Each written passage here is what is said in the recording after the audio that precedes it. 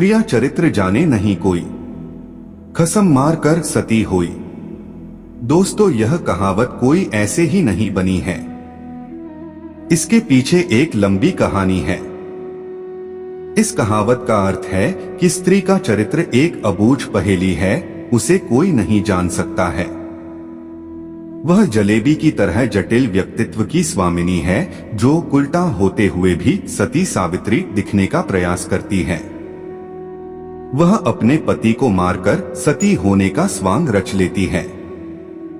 पर ऐसा चरित्र समस्त स्त्रियों का हो, यह जरूरी नहीं है। कुछ स्त्रियां ही ऐसे चरित्र की मालकिन होती हैं, समस्त नहीं। आओ आज एक कहानी सुनते हैं कि यह कहावत कैसे बनी। पंपापुर नामक एक राज्य था, जहां पर विलासराय नामक राजा राज्य करता था। राजा का जैसा नाम वैसे ही उसके गुण थे, अर्थात वह एक विलासी राजा था। पूरे राज्य में स्वच्छंदता का बोलबाला था। न केवल पुरुषों अपितु स्त्रियों का भी हद दर्जे तक चारित्रिक पतन हो गया था। विवाहेतर संबंध कायम करना एक आम बात थी उस राज्य में। उस राज्य में सुधर्मा नामक एक लकड़हारा रहता था। उसकी पत्नी का नाम सुलक्षणा था। सुधर्मा सुबह सुबह लकड़ी काटने वन में चला जाया करता था और देर शाम तक वापस लौटता था। दिन भर घर में सुलक्षणा अकेली रहती थी और बोर होती थी। सुलक्षणा अतीव सुंदर स्त्री थी और आत्ममुग्धा नायिका की तरह अपने रूप यौवन को आईने में देख देख कर हर्षित होती रहती थी। शाम को सुधर्मा थका हारा आता था और खाना खाकर जल्दी ही सो जाया करता था। सुलक्षणा घर का काम निपटाकर और सज संवर कर जब तक सेज पर आती थी, तब तक सुधर्मा खर्राटों की दुनिया में सैर करने चला जाता था। बेचारी सुलक्षणा मन मसोस कर सेज पर तड़पती रह जाती थी। उसका अतृप्त यौवन खून के आंसू रोने लगता था। घर गृहस्थी का सारा सामान सुलक्षणा ही लाती थी। एक दिन सेठ कहीं गया हुआ था और उसकी दुकान पर उसका नौजवान पुत्र चिंतामणि बैठा था। वह सुंदर तथा बलिष्ठ था। सुलक्षणा उसकी जवानी पर फिदा हो गई। सेठ के बेटे चिंतामणि ने भी सुलक्षणा जैसी सुंदर और सुडौल स्त्री पहली बार देखी थी, इसलिए वह भी सुलक्षणा की ओर आकर्षित हो गया। दो जवां प्यासे दिल मिल गए तो अब बदन मिलना भी आवश्यक हो गया था। चिंतामणि ने एक मिलन स्थल भी खोज लिया था। सुलक्षणा रोजाना सुधर्मा के सो जाने पर चिंतामणि से मिलने जाने लगी और वह सुबह होने से पहले वापस आ जाती थी। सुलक्षणा और चिंतामणि की रंगरेलियां बेरोक-टोक चलने लगी। एक दिन सुधर्मा जंगल में लकड़ी काटने गया तो उसने देखा कि एक साधु बेहोश पड़ा है। सुधर्मा ने उस साधु पर ठंडे जल के कुछ छींटे मारे तो साधु ने आंखें खोल दी। सुधर्मा ने साधु को बैठाया और ठंडा जल पिलाया तो उसमें कुछ जान आई। थोड़ी देर बाद उसे खाना भी खिलाया तो उसके बदन में थोड़ी ताजगी आ गई और वह चहलकदमी करने लग गया। सुधर्मा ने उस साधु से आग्रह किया कि कुछ दिन वह उसका आतिथ्य स्वीकार करे। सुधर्मा के आग्रह को साधु महाराज टाल नहीं सके और शाम को वे साधु महाराज सुधर्मा के साथ उसके घर आ गए। साधु को देखकर सुलक्षणा के तन बदन में आग लग गई। उसे लगा कि अब उसकी चोरी पकड़ी जा सकती है, इसलिए वह साधु को घर में नहीं रखने की जिद पर अड़ गई। सुधर्मा ने उसके सामने समर्पण करते हुए कह दिया कि साधु महाराज बस 1-2 दिन ही रहेंगे। इस पर सुलक्षणा राजी हो गई। रात में सबने खाना खाया और साधु के लिए आंगन में चारपाई बिछा दी। सुधर्मा खाना खाने के तुरंत बाद ही सो गया था, लेकिन सुलक्षणा की आंखों में नींद कहाँ थी, वहां तो चिंतामणि की सूरत बसी हुई थी। उसका मन उड़कर चिंतामणि के पास चला गया था, मगर बदन तो सुधर्मा के घर में ही पड़ा था। यौवन को मन से ज्यादा तन की जरूरत होती है। सुलक्षणा को अपना बदन जलता हुआ महसूस होने लगा। उस आग बुझाने के लिए उसे चिंतामणि के सागर की आवश्यकता थी। सुलक्षणा उठी और उसने देखा कि सुधर्मा खर्राटे ले रहा है। तब वह साधु के पास गई। साधु भी चुपचाप लेटा था। सुलक्षणा ने उसे सोता हुआ जाना और फिर वह बन संवर कर चिंतामणि से मिलने के लिए चल दी। साधु एक अनजान व्यक्ति के घर में ठहरा था और सुलक्षणा ने उसे बड़ी मुश्किल से घर में रहने दिया था, जबकि उसने यहाँ रहने के लिए कहा ही नहीं था। सुलक्षणा के व्यवहार को देखकर दाल में जरूर कुछ काला है, साधु महाराज के मन ने कहा और वह सोचता ही रहा। इसलिए उसे नींद नहीं आई और उन दोनों के क्रियाकलाप देखता रहा। जब सुलक्षणा उसके पास आई तब वह दम साध कर चुपचाप लेटा रहा। उसने सुलक्षणा को बन संवर कर कहीं पर जाते हुए देख लिया था, मगर वह चुपचाप पड़ा रहा। उसने यह भी देख लिया था कि भोर होने से पहले ही सुलक्षणा वापस आ गई थी। उसे अब सारा माजरा समझ में आ गया था।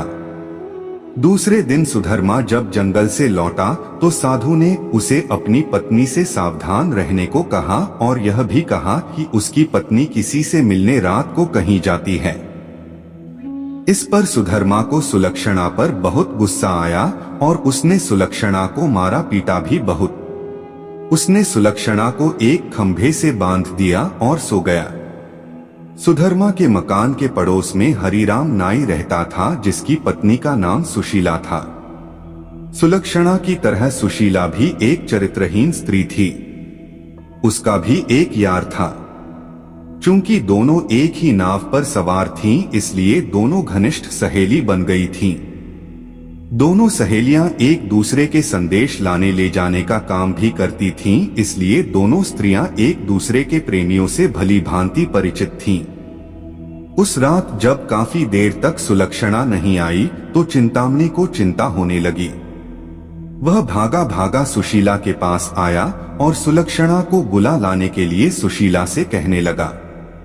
सुशीला सुलक्षणा के घर गई तो उसे खंभे से बंधा पाया। तब सुलक्षणा ने सारी कहानी बता दी। सुशीला ने चिंतामणि का संदेश सुलक्षणा को दिया तो सुलक्षणा ने अपने बंधे होने की मजबूरी बता दी। इस पर सुशीला ने कहा, ऐसा कर, मैं तेरे बंधन खोल देती हूँ। तू चिंतामणि से मिल आ, तब तक मैं यहाँ बंधी रहूंगी। उसके इस प्रस्ताव पर सुलक्षणा की बाँछें खिल गई और वह अपनी जगह सुशीला को बांधकर चिंतामणि से मिलने चली गई। साधु महाराज यह सब खटराग देख सुन रहे थे, मगर वे चुपचाप खाट में दम साधे पड़े रहे। रात में जब सुधर्मा की नींद खुली तो उसे सुलक्षणा पर थोड़ी दया आई और उसने सोचा कि उसने कुछ ज्यादा कठोर रूप धर लिया है। अब सुलक्षणा को खोल देना चाहिए। लेकिन मन ने कहा, अगर वह फिर से अपने प्रेमी से मिलने चली गई तो? अब इस सवाल का कोई जवाब नहीं था उसके पास। उसने सोचा कि इस बार यदि सुलक्षणा वचन दे दे कि वह अपने प्रेमी से मिलने नहीं जाएगी, तब वह उसे खोल सकता है। सुधर्मा ने जोर से आवाज लगाई, कलंकिनी, अगर मुझे तू यह आश्वासन दे दे कि तू उससे मिलने नहीं जाएगी तो मैं तेरे बंधन खोल दूंगा। लेकिन वहां पर तो सुलक्षणा नहीं अपितु सुशीला बंधी हुई थी। सुशीला ने सोचा कि यदि वह कुछ भी बोलेगी तो उसकी आवाज से सुधर्मा को पता चल जाएगा कि वह सुलक्षणा नहीं कोई और है, तो फिर सारा भांडा ही फूट जाएगा।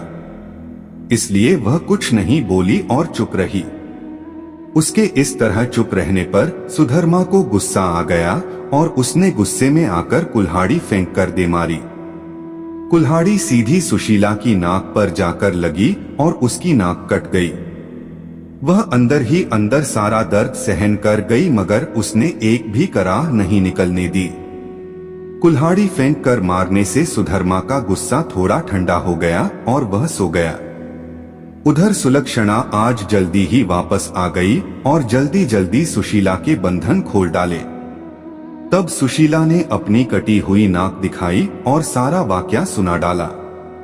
सुलक्षणा यह देखकर और सुनकर कांप उठी, मगर अब क्या हो सकता है। सुशीला अपने घर को चली गई और सुलक्षणा फिर से उसी खंभे से बंधी खड़ी हो गई। साधु बाबा चारपाई पर पड़े पड़े यह सारा क्रिया चरित्र देख रहे थे। थोड़ी देर बाद जब सुधर्मा की नींद खुली तो उसने अपनी पत्नी सुलक्षणा से फिर कहा, देख, तू अब भी मुझसे सच सच कह दे और मुझे यह वचन दे दे कि तू फिर कभी उससे मिलने नहीं जाएगी तो ठीक रहेगा, नहीं तो जिस प्रकार मैंने तेरी नाक काटी है अब तेरे दोनों कान भी काट दूंगा। फिर तू नकटी और बूची हो जाएगी, तब तेरा घर से निकलना ही मुश्किल हो जाएगा। इन शब्दों को सुनकर सुलक्षणा के षड्यंत्रकारी दिमाग में एक युक्ति सूझी। उसे पता था कि नाक उसकी नहीं सुशीला की कटी है और इस बात का पता सुधर्मा को नहीं है। अत इस नासमझी का फायदा उठाना चाहिए। तब उसने त्रिया चरित्र दिखलाते हुए नाटक करना शुरू कर दिया और जोर जोर से रोना शुरू कर दिया। रोते रोते बोली, तुम मर्द लोग बड़े बेरहम होते हो, अपनी पत्नी पर झूठा इल्जाम लगाकर उसकी नाक काट देते हो। मैं कोई कुलटा स्त्री नहीं हूँ जैसा कि तुमने मुझ पर आरोप लगाया था। मैं एक पतिव्रता स्त्री हूँ और मैं आज तुम्हें यह सिद्ध करके दिखा दूंगी कि मैं कितनी सती, नेक और पतिव्रता हूँ। ऐसा कहकर उसने आसमान की ओर देखा और भगवान को संबोधित करते हुए बोली, हे प्रभु, हे माता गौरी, हे समस्त देवी देवताओं, हे दसों दिशाओं, आप सभी मेरी बात ध्यान से सुनो और मेरे साथ न्याय करो। मैं यदि तन मन और वचन से एक पतिव्रता और सती स्त्री हूँ तो मेरे पति ने मुझ पर बच्चलन होने का आरोप लगाकर जो मेरी नाक काटी है वह नाक फिर से जुड़ जाए और एक पतिव्रता स्त्री क्या होती है यह पूरे जग को पता चल जाए। और वह ओम नमो भगवते वासुदेवाय नम का जाप करने लगी। सुधर्मा यह सब देख और सुन रहा था। अभी 3-4 बार ही मंत्र का जाप हुआ था कि सुलक्षणा चीख पड़ी, मेरी नाक जुड़ गई, मेरी नाक पहले जैसी हो गई। हे भगवान, तेरा लाख लाख शुक्र है जो तूने एक पतिव्रता स्त्री की लाज रख ली और मुझ पर बच्चलन होने का झूठा आरोप जो मेरे पति ने लगाया था उसे खारिज कर दिया। मैं आपका यह उपकार जिंदगी भर नहीं भूलूंगी भगवान। और उसने नीचे धरती पर झुककर भगवान को प्रणाम किया। तब तक सुबह हो गई थी। सुधर्मा को उसकी बातों पर विश्वास नहीं हुआ, इसलिए वह उसके पास गया और उसकी नाक को छूकर देखा, वह पहले जैसी ही थी। वह सुलक्षणा को आश्चर्य से देखता ही रह गया और अपनी गलती पर पछताने लगा। उधर सुशीला ने अपने चेहरे पर एक कपड़ा इस तरह लगा लिया कि नाक दिखाई नहीं दे। सुबह होने पर नाई हरिराम अपनी दुकान जाने लगा तो उसने अपनी पेटी संभाली। उसमें एक बड़ा वाला उस्तरा नहीं था। उसने सुशीला से कहा कि बड़ा वाला उस्तरा ला दे। सुशीला नाक कटने से चिढ़ी हुई सी थी तो उसने हरिराम की तरफ एक चाकू फेंक दिया और कहा, ले, यह ले तेरा बड़ा वाला उस्तरा। बड़े वाले उस्तरे की जगह चाकू देखकर हरिराम का पारा 7वें आसमान पर चढ़ गया। उसने अपनी पेटी खोली और एक छोटा उस्तरा निकाला और उसे सुशीला की ओर फेंक कर मारा। सुशीला की चाल कामयाब हो गई। वह यही तो चाहती थी। उसने उस्तरा हाथ में पकड़ा और जोर जोर से चिल्लाने लगी, अरे मेरी नाक काट दी, हाय मेरी नाक काट दी। उसकी आवाज सुनकर अड़ोसी पड़ोसी आ गए और वहां भीड़ लग गई। लोगों ने देखा कि सुशीला की नाक कटी हुई है और उसके हाथ में एक छोटा उस्तरा है। सुशीला कहे जा रही थी कि उसके पति ने उसे बच्चलन बताकर बेवजह ही उसकी नाक इस उस्तरे से काट दी है। लोगों ने सुशीला की बात सही मान ली और हरिराम नाई की खूब धुनाई कर दी। इतनी देर में राजा के सिपाही आ गए और हरिराम नाई को पकड़कर ले गए। राजा की अदालत में मुकदमा चला। सुधर्मा के घर में ठहरे हुए साधु महाराज ने भी जब हरिराम नाई को मृत्युदंड की बात सुनी तब वह विचलित हो गया। उसे दोनों स्त्रियों के त्रिया चरित्र का संपूर्ण ज्ञान था। अब मामला पूरी तरह से साफ हो चुका था। दोनों स्त्रियों का अपराध सामने आ गया था और हरिराम नाई निर्दोष सिद्ध हो गया था। इस षड्यंत्र के लिए दोनों कुलटाओं को भीषण दंड दिया जाना था, लेकिन स्त्री, बालक और साधु को मृत्युदंड नहीं दिया जा सकता है, इस शास्त्रीय विधान के अनुसार दोनों स्त्रियों के नाक कान काटकर उन्हें छोड़ दिया गया। इस पूरे वृतांत को देखकर साधु महाराज बोल पड़े, स्त्रियां चरित्र जाने नहीं कोई, कसम मार कर सती हुई। तो दोस्तों, आशा करता हूँ स्त्री का चरित्र की कहानी आपको समझ आया हो। अगर वीडियो पसंद आए तो वीडियो को लाइक और चैनल को सब्सक्राइब जरूर करें। धन्यवाद।